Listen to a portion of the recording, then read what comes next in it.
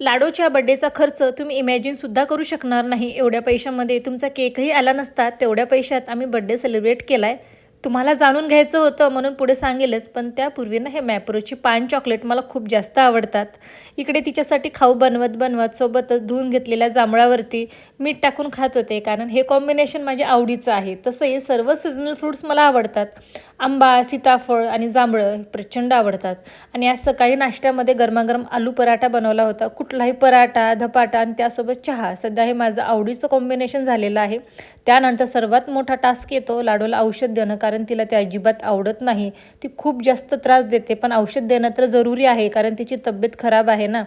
So असो, तर तिच्या बड्डेचा खर्च मी सांगते. तर ज्या सेलिब्रेशन हॉलमध्ये तिचा बड्डे केला होता ना, त्याची स्टार्टिंग प्राईस फक्त आणि फक्त 1500 रुपये होती. 1500 रुपयापासून सुरुवात आणि सर्व मिळून 2000च्या आत आम्ही बड्डे सेलिब्रेट केला आहे. एवढा साधा बड्डे का सेलिब्रेट केला आहे मागच्या व्लॉगमध्ये सांगितलेलं आहेच.